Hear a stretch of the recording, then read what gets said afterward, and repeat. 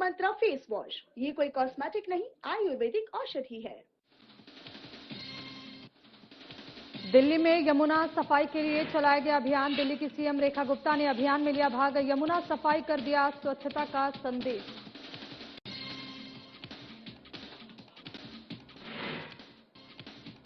मां Yamuna river bank cleanliness drive अभियान का आयोजन सीएम रेखा गुप्ता ने की। यमुना की सफाई, लोगों से किया यमुना को स्वच्छ रखने का आह्वान।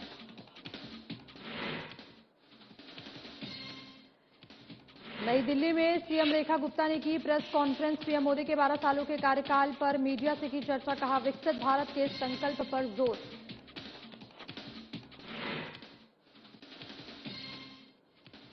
दिल्ली में हुई नीति आयोग की 11वीं गवर्निंग काउंसिल की बैठक। पीएम मोदी ने की बैठक की अध्यक्षता। सीएम रेखा गुप्ता समेत दूसरे राज्य के मुख्यमंत्री भी हुए शामिल।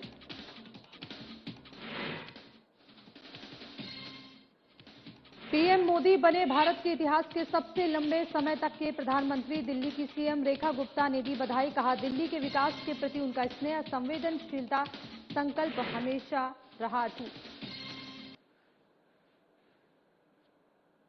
नमस्कार, बहुत स्वागत है आप सभी का और मैं हूं रेनी। बुलेटिन की शुरुआत करेंगे जहां दिल्ली की सीएम रेखा गुप्ता ने गीता कॉलोनी स्थित दशमेश घाट पर आयोजित मां Yamuna river bank cleanliness drive में हिस्सा लिया। इस दौरान उन्होंने यमुना को स्वच्छ और प्रदूषण मुक्त बनाने के लिए जनभागीदारी का आह्वान किया। उन्होंने कहा कि यमुना में पूजा सामग्री और अन्य कचरा डालकर हम अपनी आस्था को ही नुकसान पहुंचा रहे हैं।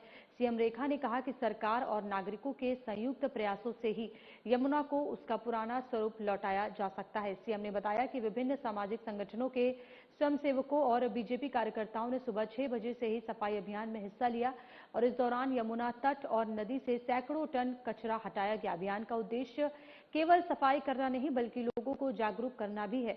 मुख्यमंत्री ने स्पष्ट किया कि ये कोई एक दिवसीय कार्यक्रम नहीं है बल्कि एक सतत अभियान है। उन्होंने कहा कि समय समय पर ऐसे कार्यक्रम आयोजित किए जाएंगे और नागरिकों को इससे जोड़ा जाएगा ताकि यमुना को स्वच्छ, निर्मल और अविरल बनाया जा सके। सीएम रेखा गुप्ता ने कहा कि पीएम के स्वच्छ भारत विजन से प्रेरित ये अभियान यमुना संरक्षण को जनभागीदारी का आंदोलन बनाने की दिशा में अहम कदम है। उन्होंने बताया कि पिछले वर्ष मेरी यमुना मेरा कर्तव्य अभियान के तहत 12 टन से अधिक कचरे का वैज्ञानिक निस्तारण किया गया था और इस बार अभियान को और व्यापक स्वरूप दिया गया है ताकि आने वाली पीढ़ियों के लिए यमुना को स्वच्छ और जीवनदायिनी बनाया जा सके।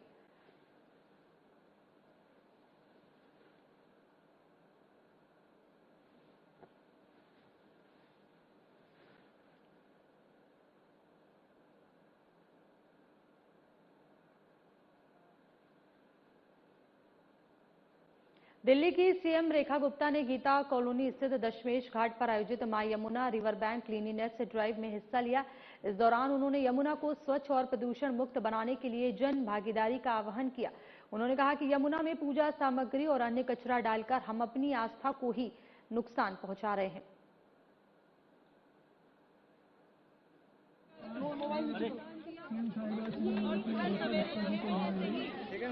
लगातार थोड़ा कैमरा पीछे कर लो। सैकड़ों ट्रक कूड़ा यहाँ से निकल रहा है। कूड़ा किस प्रकार का? हमारी पूजा सामग्री थैलियों, प्लास्टिक थैली में पैक करके हमारे भगवानों के वस्त्र, हमारी भगवानों की मूर्तियाँ, टूटे हुए खंडित पात्र, इस तरह का सारा कूड़ा यहाँ यमुना में हम लोग फेंक देते हैं।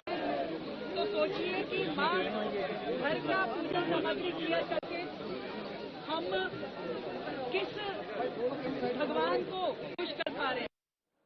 दिल्ली में मेगा यमुना घाट सफाई अभियान चलाया गया और इस अभियान में मुख्यमंत्री रेखा गुप्ता ने बढ़ चढ़कर हिस्सा लिया। ये सफाई अभियान दिल्ली के 28 घाटों पर एक साथ आयोजित किया गया। अभियान का उद्देश्य यमुना नदी की सफाई और शहर को स्वच्छ व सुंदर बनाना है। सीएम रेखा गुप्ता ने कहा कि दिल्ली हमारी है और यमुना जी की सफाई की जिम्मेदारी भी हमारी है।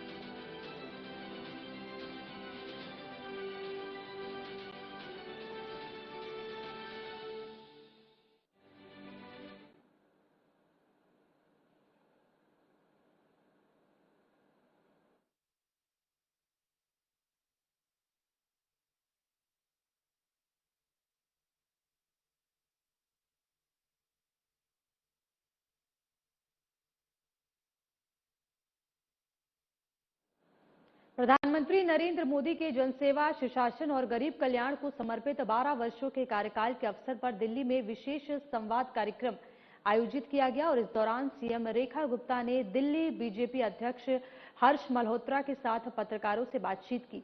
साथ ही उन्होंने कहा कि बीजेपी नेताओं ने मोदी सरकार की उपलब्धियों को रेखांकित किया। प्रधानमंत्री के नेतृत्व में गरीबों, किसानों, युवाओं, महिलाओं और मध्यम वर्ग के लिए अनेक जन कल्याणकारी योजनाएं लागू की गई, जिससे करोड़ों लोगों के जीवन में सकारात्मक बदलाव आया है। वहीं उन्होंने कहा कि भारत की वैश्विक प्रतिष्ठा लगातार बढ़ी है और देश विकास के नए आयाम स्थापित कर रहा है। दिल्ली में भी आधुनिक बुनियादी ढांचे, बेहतर कनेक्टिविटी और जनहितकारी योजनाओं के माध्यम से विकास को नई गति मिली है। फिलहाल कार्यक्रम में विकसित भारत और विकसित दिल्ली के संकल्प को आगे बढ़ाने पर जोर दिया गया। नमस्कार। आज का दिन हम सब भारतीयों के लिए गर्व का दिन है, खुशी का दिन है और नए भारत की उपलब्धियों को सेलिब्रेट करने के लिए उत्सव का दिन भी है। इस बात को कहते हुए मुझे बड़ी खुशी है। आज विश्व के सबसे लोकप्रिय नेता माननीय प्रधानमंत्री श्री नरेंद्र मोदी जी ने देश के प्रधानमंत्री के रूप में लगातार 12 वर्ष पूर्ण किए हैं। 12 वर्ष का विश्वास, 12 वर्षों का विकास और 12 वर्षों का जन सेवा का संकल्प, 12 वर्षों के नए भारत का निर्माण। एक एक दिन भारत की नई इबारत लिखी गई और उसका लाभ देश के 140 करोड़ लोगों तक लगातार पहुंचा। और यह 140 करोड़ भारतीयों का अटूट विश्वास, अपार स्नेह और समर्थन का ही परिणाम है। यही विश्वास भारत को नई दिशा और नई गति देने की सबसे बड़ी शक्ति है। बीते 12 वर्षों में मोदी जी ने प्रधानमंत्री पद को जन सेवा का माध्यम बनाया, ये हम सब ने देखा है।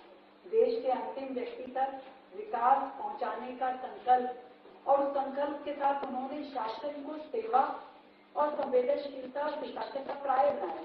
हर एक काम जो उन्होंने किया उसमें साफ तौर पे दिखाई देता था कि इस तरीके से 12 साल में निरंतर 24/7 काम करते हुए प्रधानमंत्री जी ने नेतृत्व की नई परिभाषा लिखी। आज हम सब यहाँ उपस्थित हैं। प्रधानमंत्री जी की जन कल्याणकारी नीतियों, दूरदर्शी सोच और कुशल नेतृत्व के परिणाम स्वरूप बीते 12 वर्षों में भारत ने खेत खलिहान से लेकर चंद्रयान तक और गांव की चौपाल से लेकर वैश्विक मंचों तक अभूतपूर्व उपलब्धियां हासिल की है। प्रधानमंत्री जी के नेतृत्व में 12 वर्षों में भारत ने जो यात्रा तय की है वो असाधारण है। और इसीलिए जब एक समय था वैश्विक मंच पे भारत केवल अपनी उपस्थिति दर्ज कराता था, केवल उपस्थिति दर्ज कराता था, पर आज का भारत वैश्विक एजेंडा को प्रभावित करने वाला है, दुनिया को दिशा देने की क्षमता रखता है। और ये सब कुछ संभव यदि हुआ है तो देश के प्रधानमंत्री नरेंद्र मोदी जी की विजन के कारण, उनके नेतृत्व के कारण। और आज दुनिया भारत को संभावनाओं का, समाधानों के देश के रूप में देखती है। भारत एक सॉल्यूशन प्रोवाइडर भी है, इनोवेशन हब भी है और ग्लोबल ग्रोथ इंजन के रूप में भी अपनी मजबूत पहचान स्थापित लगातार कर रहा है। 12 वर्षों की यह यात्रा जन विश्वास, जन भागीदारी, जन शक्ति की यात्रा है।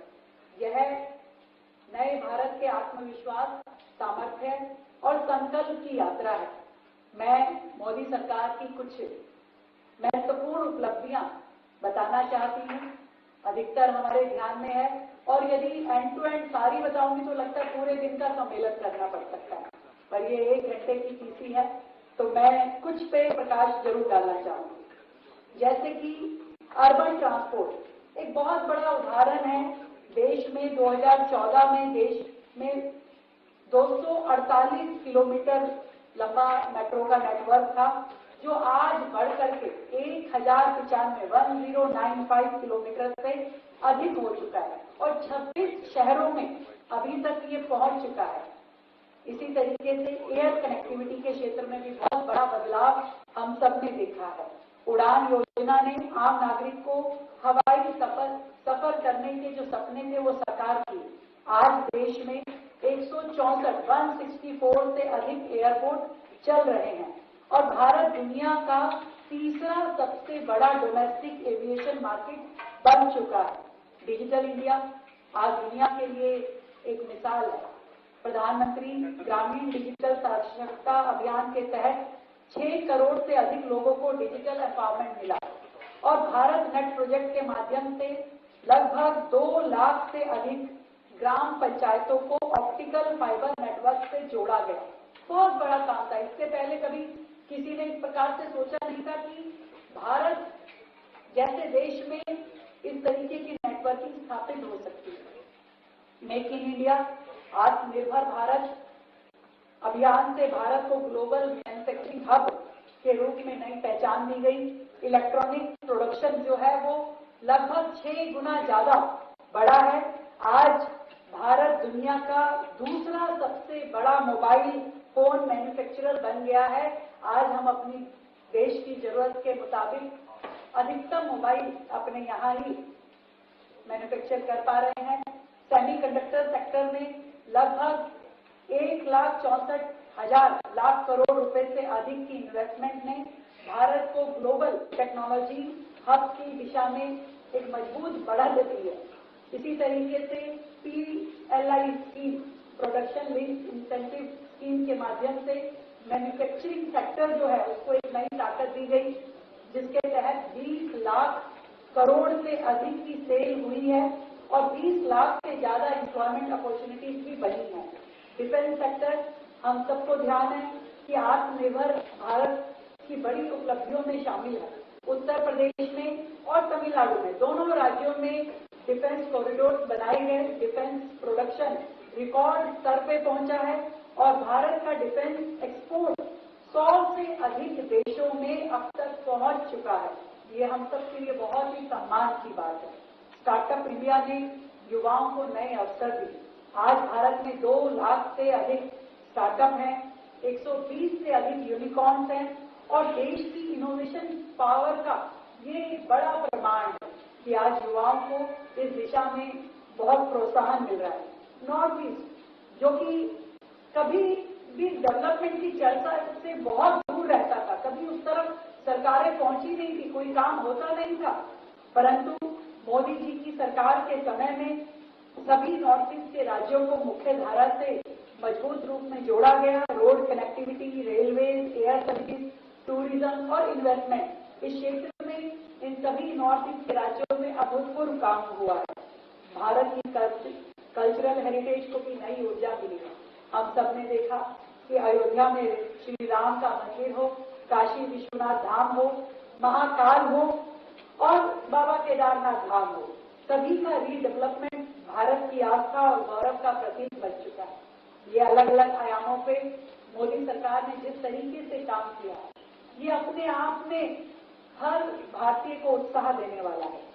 प्रधानमंत्री नरेंद्र मोदी जी के नेतृत्व में सबका साथ, सबका विकास, सबका प्रयास और सबका विश्वास, ये बहुत बड़ा आधार बना है। इसी सोच के साथ 25 करोड़ लोगों को गरीबी की रेखा से बाहर लाया गया है और हर समय 81 करोड़ लोगों को मुफ्त राशन मिल रहा है। 58 करोड़ से अधिक जन धन के खाते खोले गए और आज वो प्रचलन खत्म हो गया जब घर की महिला अपने पैसों को किसी चावल के डब्बे में, किसी आटे की उसमें छिपा के रखती थी। आज हर व्यक्ति का बैंक अकाउंट बन गया है और उसमें वो अपनी सेविंग रखता है, तो उसका पैसा जो है वो भारत की इकोनॉमी में जुड़ता जाता है। आयकर की सीमा, छूट सीमा को बढ़ाकर 12 लाख किया गया। इसका लाभ देश का बहुत बड़ा वर्ग ले रहा है। 1 करोड़ रूफटॉप सोलर सिस्टम लगाए गए हैं। सोलर में इससे बड़ा काम कभी भी नहीं हुआ था, तो ये भी अपनी मोदी सरकार की बहुत बड़ी उपलब्धि है। किसान सम्मान निधि के तहत 11 करोड़ से अधिक किसानों को 4 लाख करोड़ से अधिक की सहायता राशि दी गई है देश भर में। आयुष्मान भारत योजना से 60 करोड़ लोगों को स्वास्थ्य सुरक्षा मिली है। मैं बहुत छोटी छोटी हेडलाइन के रूप में बता दूं, नहीं तो एक एक विषय इतना विस्तृत चर्चा करने वाला है जिसका लाभ लोगों को मिला है। आज भारत में व्यक्ति के लिए उसका इलाज वो प्रॉब्लम नहीं है, वो चिंता का विषय नहीं है। आज उसे पता है कि सरकार उसके साथ खड़ी है, उसको इलाज मिलेगा और उसको मिलता है इलाज, तो इसके लिए उसका जीवन कितना सुरक्षित महसूस करता है वो, और कितना खुश महसूस करता है अपने आप को। इसके लिए हम सभी बधाई देना चाहते हैं मोदी जी को। और प्रधानमंत्री सुरक्षा बीमा योजना का लाभ 58 करोड़ से अधिक लोगों तक पहुंचा है। 4 करोड़ से अधिक परिवारों को पक्के घर दिए गए हैं और पीएम स्वनिधि योजना के तहत 74 लाख से अधिक रेहड़ी पटरी वालों को ऋण दिया गया है। स्टैंड अप इंडिया के माध्यम से एससी उद्यमियों को 15,000 करोड़ रुपए से अधिक का ऋण दिया गया है। उज्ज्वला योजना के तहत लगभग 11 करोड़ महिलाओं को गैस कनेक्शन दिए गए हैं। लखपति दीदी योजना से 3 करोड़ से अधिक महिलाओं को लाभ मिला है और इसी तरीके से 4.5 करोड़ से अधिक बेटियों को सुकन्या समृद्धि के खाते खोले गए हैं। कल प्रधानमंत्री जी के साथ में जो नीति आयोग की मीटिंग थी, मुझे ध्यान है कि प्रधानमंत्री जी ने कहा कि लखपति दीदी योजना भाई 3 करोड़ हो गई है, पर 6 करोड़ का लक्ष्य है, तो सभी राज्य इस पे काम करें। तो ये कितनी अच्छी बात है कि एक लेवल को हम कंप्लीट करते हैं तो अगले लेवल की तैयारी साथ साथ में शुरू करते हैं। इसी तरीके से स्वास्थ्य और शिक्षा के क्षेत्र में भी बड़े कदम उठाए गए हैं। देश भर में 23 नए एम्स, आप सबको ध्यान होगा कि जब दिल्ली में अकेला एम्स होता था तो किस तरीके से देश भर के लोग दिल्ली आने से मजबूर होते थे। आज 23 नए एम्स बन चुके हैं।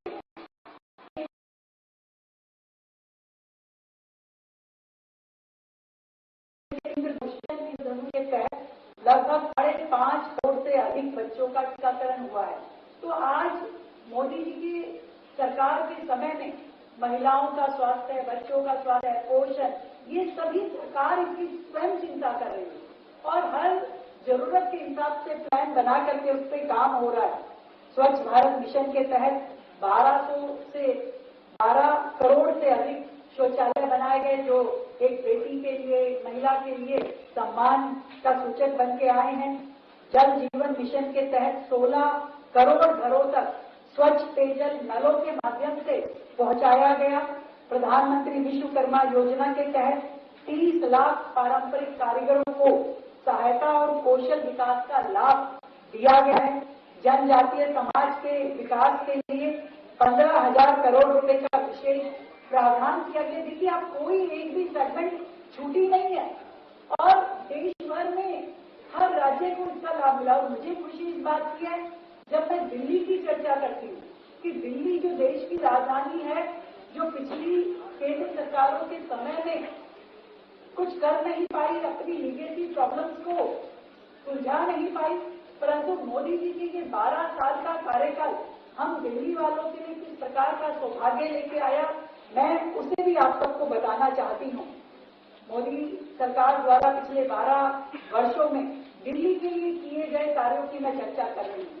अमृत 2 योजना के तहत दिल्ली के लिए अनधिकृत कॉलोनियों में सीवेज नेटवर्क का विस्तार करने, झुग्गी बस्तियों में कनेक्शन देने और यमुना नदी बिना ट्रीट के गंदे पानी के बहाव रोकने के लिए केंद्र सरकार ने लगभग 3,000 करोड़ रुपए आवंटित किए थे। और ये बात मैं आज की नहीं कर रही, ये हमारी सरकार से आने से पहले से ही केंद्र सरकार ने ये बजट पिछली दिल्ली सरकारों को दिया था, पर अफसोस कि वो इसमें कुछ काम नहीं कर पाई।